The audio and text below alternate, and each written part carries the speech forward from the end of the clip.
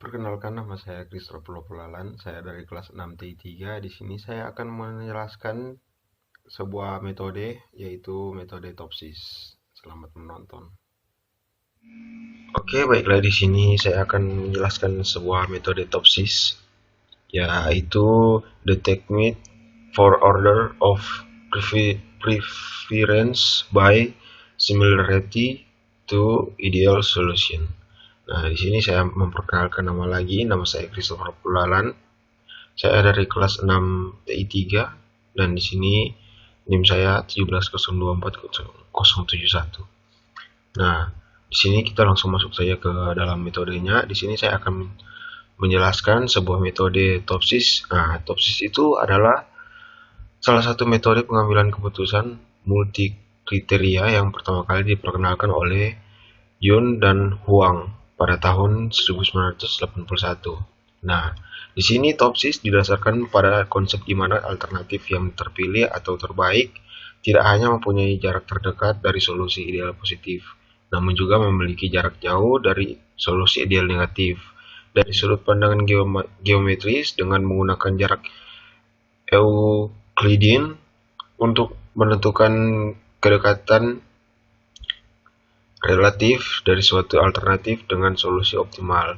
Solusi ideal positif didefinisikan sebagai jumlah dari seluruh nilai terbaik yang dapat dicapai untuk setiap atribut. Sedangkan solusi negatif ideal terdiri dari seluruh nilai terburuk yang dicapai untuk setiap atribut. Nah, itu adalah beberapa penjelasan dari metode Topsis. Nah, ada juga tahapan dalam metode Topsis, yaitu yang pertama itu kita membuat matriks keputusan yang ternormalisasi, dan tahapan yang kedua membuat matriks keputusan yang ternormalisasi terbobot. Yang ketiga juga kita membuat matriks solusi ideal positif dan matriks solusi ideal negatif. Nah, lalu tahapan yang ketiga kita menentukan jarak antara nilai setiap alternatif dengan matriks solusi ideal positif dan matriks solusi ideal negatif. Nah, tahapan yang kelima itu yaitu menentukan nilai preferensi untuk setiap alternatif. Nah, di sini saya memiliki contoh kasus dan ini adalah contoh kasus saya. Ini saya bacakan. Misalkan suatu universitas X ingin mengontrak seorang profesor untuk memberikan workshop tentang teknologi informasi. Sebuah komite yang terdiri dari 3 orang pengambil keputusan atau expert, masing-masing yaitu E1, E2, E3, telah melakukan evaluasi awal dan didapat 3 orang profesor, yaitu Profesor A1, A2, dan A3 untuk dimajukan pada tahap seleksi selanjutnya. Guna dipilih satu di antara mereka yang akan ditetapkan sebagai pemateri workshop di universitas tersebut. Kriteria yang diajukan terhadap ketiga kandidat tersebut adalah, nah di sini yang pertama itu adalah, atau yang C1 itu adalah honor pemateri, dan C2 itu ya adalah hasil penelitian dan publikasi. Lalu ke C3 itu keahlian dan pengalaman mengajar. Nah, ini adalah poin-poin yang akan diterapkan nanti bila ingin memilih profesor yang akan ditetapkan sebagai pemateri workshop di universitas tersebut. Ini adalah poin-poinnya. Dan pengalaman praktis dalam industri teknologi informasi yaitu adalah C4, kedisiplinan dalam mengajar yaitu C5. Nah, ketiga orang pengambil keputusan menetapkan nilai standar untuk masing-masing kriteria sebagai berikut. Nah, ini tabel 1 ini adalah nilai standar yang ditetapkan oleh 3 pengambilan keputusan kriteria pengambil keputusan. Nah, di sini terlihat E1 itu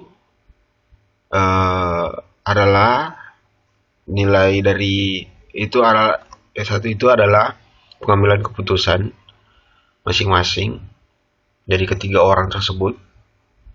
Nah, lalu di sini ada juga C1, C2, C3, C4, dan C5 itu adalah poin-poinnya.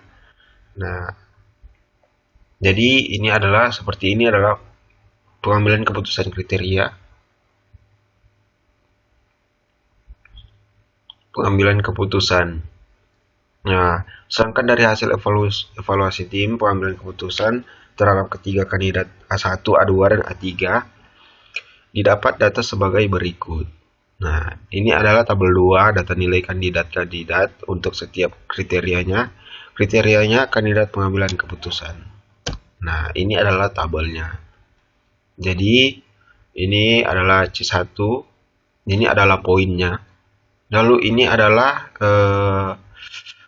ekspornya tadi. Nah, ini A1, A2, A3 ini adalah profesor yang akan ditetapkan pada workshop di universitas tersebut. Nah, ini adalah nilai-nilainya. Jadi nilai-nilai dalam cara mengajarnya itu seperti apa. Nah, itu akan ditentukan oleh expert-expert yang di atas ini. Nah, setelah itu kita lanjut. Dari ketiga kandidat tersebut, alternatif manakah yang sebaiknya diambil untuk ditetapkan menjadi pemateri workshop teknologi informasi di universitas tersebut? Nah, berikut ini adalah langkah-langkah untuk menentukan jawaban atas permasalahan di atas. Berdasarkan tabel 1, maka dapat ditentukan bobot untuk setiap kriteria sebagai berikut.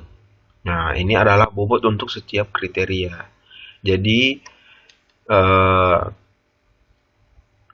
ini adalah poin-poinnya. Jadi poin yang pertama itu bobotnya seperti berapa? Bobotnya itu berapa? Ini juga poin yang kedua bobotnya itu adalah seperti apa. Nah, dan berdasarkan tabel 2 dapat dikonstruksi matriks keputusan berupa tabel berikut. Nah, ini adalah matriks keputusan kandidat kriteria. Nah, jadi Profesor A1 poin yang pertama itu dia akan mendapatkan 7. Nah, setelah itu berikut-berikutnya dia juga mendapat poin-poin. Nah, nanti itu akan dihitung dan kita akan tahu siapa yang pantas ditetapkan menjadi pemateri di workshop di universitas tersebut. Nah, lalu kemudian kita lakukan normalisasi matriks keputusan pada tabel 4. Dan yang didapat, nah ini dia. Yang pertama itu ranking tiap alternatif. Nah, ini dia kandidat kriteria pada tabel nomor 5 normalisasi matriks keputusan. Nah, ini adalah tabel normalisasi matriks keputusan seperti yang pertama tadi. Saya bilang tahap-tahapan dari dalam metode TOPSIS yaitu ini dia. Nah, lalu kita lanjut. Yang kedua itu kita matriks keputusan normalisasi terbobot. Nah, seperti yang pertama juga. Nah, di sini tabel yang keenam matriks keputusan normalisasi terbobot. Nah, di sini dia sudah mulai menghitung poin-poin dari kepada profesor-profesor yang akan ditetapkan nanti. Nah, berdasarkan matriks keputusan bobot normal maka didapatkan. Nah, ini dia adalah solusi ideal positif dan solusi ideal negatif. Jadi, semua yang tadi yang telah diperhitungkan di matriks keputusan normalisasi terbobot, lalu disalin juga setelah itu ditambah-tambahkan untuk menentukan hasilnya. Nah, menentukan hasil positifnya dan juga menentukan hasil negatifnya, solusi ideal negatif. Nah, setelah itu di sini juga pada nomor 4 jarak antara nilai terbobot setiap alternatif. Nah, di sini ada jarak dengan solusi ideal positif yaitu seperti D+. Nah, di sini adalah D+, di sini dia akan menambahkan dan akan mengeluarkan hasilnya di sini. Nah, setelah itu ada juga jarak dengan solusi ideal negatif yaitu D-min sebagai berikut. Nah, ini dia. Nah, lalu kita lanjut. Nah, di sini pada tahap terakhir kedekatan setiap alternatif terhadap solusi ideal. Nah, adalah ini dia. Nah, tadi poin-poin yang tadi itu di sini akan ditambah-tambahkan lalu di sini.